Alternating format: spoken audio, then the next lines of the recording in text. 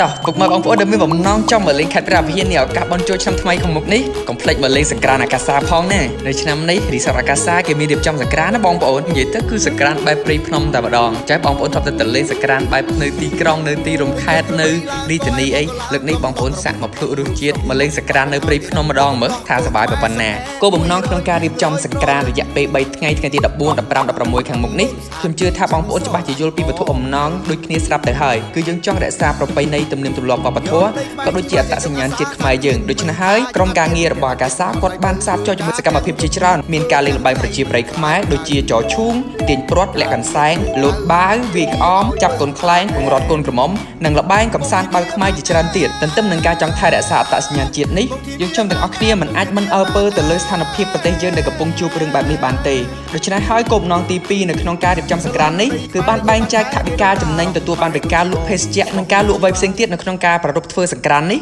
នឹងដកប្រាក់ចំណេញចំនួន 20% ដើម្បីយកទៅរៀបចំស្បៀងផ្គត់ផ្គង់ដល់បងពូវីរៈកងទ័ពយើងដែលកំពុងតែឈរជើងការពារទឹកដីនៅឯព្រំដែនឯនោះងាកមកដល់ថ្ងៃសង្ក្រាន្តនេះវិញចំពោះអ្នកចូលរួមគឺទទួលបានការលើកទឹកចិត្តឲ្យចូលរួមជាមួយនឹងការស្លៀកពាក់បែបខ្មែរមានដូចជាក្បិនមានស្បៃឬក៏មានត្រឹមតែក្រមាស្លៀកខោចែវមួកថ្នោតក៏បានដែរតែប៉ុណ្ណេះបងប្អូននឹងទទួលបានការចូលលេងសង្ក្រាន្តនៅថ្ងៃនោះមិនគិតថ្លៃសម្បត្តិឡើយនិយាយមកដល់ចំណុចនេះខ្ញុំជឿថាពុកម៉ែបងប្អូនច្បាស់ជាមានចម្ងល់ហើយជាការពិតទៅអ្នកដែលធ្លាប់មកលេងទីនេះគឺគាត់ធ្លាប់បានដឹងហើយថាការចូលមកលេងរីសតអាកាសាគឺគាត់យកថ្លៃសម្បត្តិម្នាក់ 5000 ក៏ប៉ុន្តែ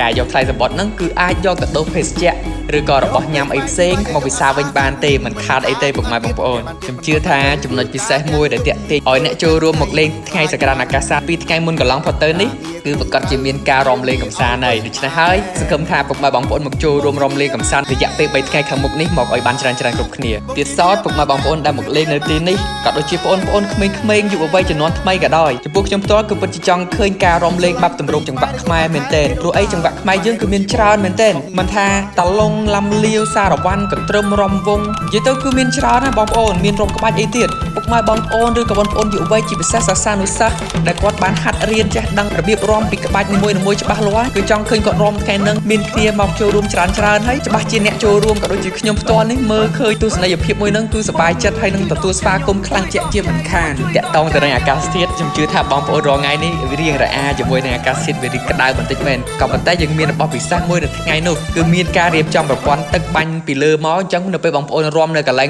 រំវងមុខឆាកហ្នឹងពូអាកាសាគាត់បានរៀបចំទៅយោបាញ់ប្រព័ន្ធទឹកបាញ់មកពីលើអញ្ចឹងពេលលេងល្បែងឬក៏ពេលរំបងប្អូនដឹងថាអត់ប្របាក់ថាក្តៅទេនិយាយទៅរំមកចូលខ្លួនមិនមែនបែកញើសចូលខ្លួនណាគឺសើមចូលខ្លួនព្រោះអីគឺគេមានបាញ់ទឹកមកពីលើអញ្ចឹងបងប្អូនគ្រាន់តែរៀបរាប់ត្រួសប៉ុណ្ណេះខ្ញុំជឿថាបងប្អូនពិតជាចង់មកលេងចង់មកទស្សនានៅថ្ងៃទី14 15 16ខាងមុខនេះហើយដូច្នេះហើយនៅថ្ងៃបន់ជោឆ្នាំខ្មែរបងប្អូនគិតថាអូអត់ដឹងទៅលេងឯណាឬក៏បងប្អូនមានកម្រងចង់មកលេងបែបព្រៃភ្នំហើយរីករាយជាមួយកម្មវិធីសង្ក្រាន្តទៀតបងប្អូនមកលេងរីសតអាកាសាមកកម្មវិធីសង្ក្រាន្តអាកាសាកម្មវិធីសង្ក្រាន្តក្បែរជើងភ្នំមិនឲ្យបងប្អូនខកអំណងឯចូលរួមសប្បាយរីករាយទាំងអស់គ្នាអ្នកខេត្តព្រះវិហារយើងជាពិសេសចំពោះពុកម៉ែបងប្អូនដែលមានចម្ងល់អ្វីបន្ថែមទៀតអាច comment សួរខាងក្រោមវីដេអូនេះបានសង្ឃឹមថាយើងជួបគ្នានៅថ្ងៃនោះទាំងអស់គ្នាណាអរគុណច្រើនអ្នកទាំងអស់គ្នាជម្រាបលាបាយបាយ